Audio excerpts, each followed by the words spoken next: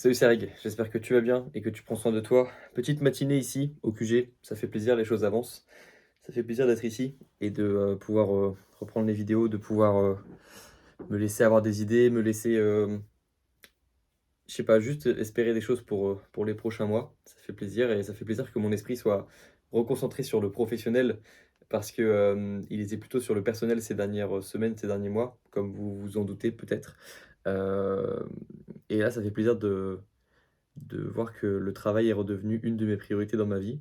Et ça, c'est cool, parce que c'est un truc que j'ai pas réussi à faire ces derniers mois. J'étais trop concentré sur mes relations. Et donc ça fait plaisir honnêtement. C'est pas du tout le thème de la vidéo d'aujourd'hui. Cette vidéo, elle s'appelle Espérer le meilleur et se préparer pour le pire. Ou alors Espérer le meilleur et se préparer pour le pire. C'est c'est vraiment un état d'esprit que j'ai depuis longtemps. Qui est un peu lié au fait que j'ai plus d'attentes aussi des autres, dans la mesure du possible. Enfin, j'ai quand même un minimum d'attentes, par exemple, de mes meilleurs amis. C'est-à-dire que, pour moi, des bons amis, c'est des personnes qui vont, t'appeler, non pas lorsque tu leur demandes de t'appeler, mais lorsqu'elles sentent que tu as besoin d'être appelé. Ça, c'est vraiment le niveau max de l'amitié, c'est lorsque tes amis te connaissent tellement bien ils arrivent à savoir même lorsque tu mens et que tu as besoin d'être appelé, par exemple, ou quand tu n'oses pas demander, mais que tu as besoin d'un appel. Hem, Ça pour moi, c'est le niveau max de l'amitié et et à part ça, à part, les quelques attentes que je peux avoir de mes meilleurs amis, des personnes qui me connaissent très bien, j'essaye en tout cas de n'avoir quasiment aucune attente des autres. Parce que, je suis quelqu'un avec beaucoup d'imagination, je suis quelqu'un qui aime beaucoup imaginer les scénarios positifs, la plupart du temps. Hem Et donc si je commence à avoir des attentes des autres, c'est compliqué. C'est compliqué parce que j'ai beaucoup d'attentes vis-à-vis de moi-même et donc souvent les attentes que j'ai vis-à-vis des autres, elles étaient importantes avant, au même niveau que les miennes, celles que j'ai vis-à-vis de moi-même et ça me causait des relations qui étaient plus douloureuses qu'elles ne devraient l'être parce qu'en fait, la plupart du temps, je tombais amoureux de la personne, mais je tombais aussi amoureux de la vision que j'avais créée pour nous 2, alors que, il y avait pas forcément encore de réelles, relations qui avaient été créées et donc c'est un petit peu ça quand je dis se préparer pour le pire et espérer le meilleur. Hem,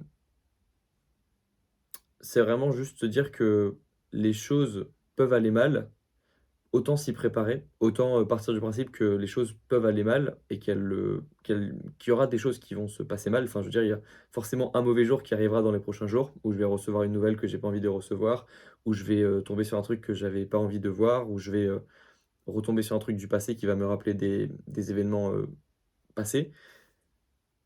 Un mauvais jour arrive, c'est sûr.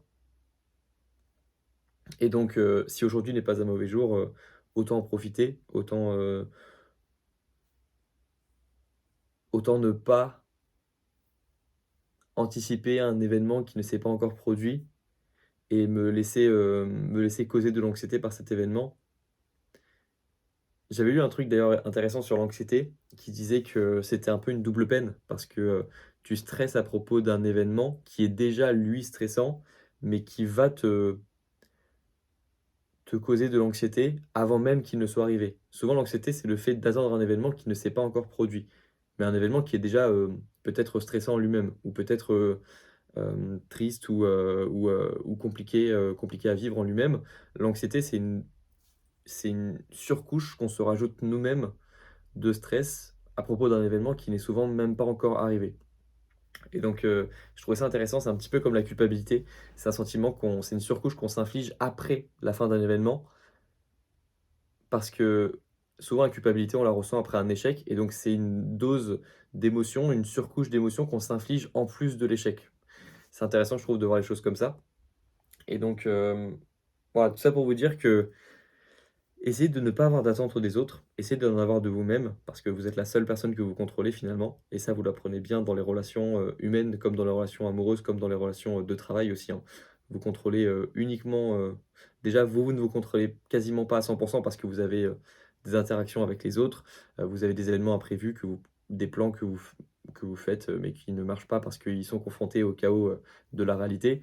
Donc déjà nous, si on arrive à se contrôler en partie à 90 95 qu'on arrive à contrôler son environnement, c'est déjà très bien, mais on ne pourra jamais contrôler les autres, on ne pourra jamais réellement changer les autres. Donc essayons de ne pas avoir d'attente des autres, d'en avoir de nous-mêmes, ce sera déjà très bien. S'imposer des choses, avoir une vision de nous-mêmes, avoir du respect pour nous-mêmes, bien s'habiller, essayer de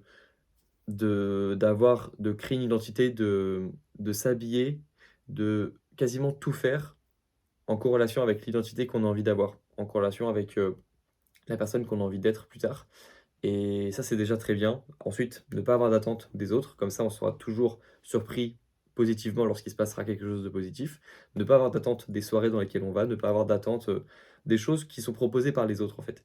Et je trouve que c'est une plus belle façon de vivre, surtout lorsqu'on est comme moi et qu'on a tendance à se faire des scénarios assez facilement, des qu'on a beaucoup d'imagination, en fait.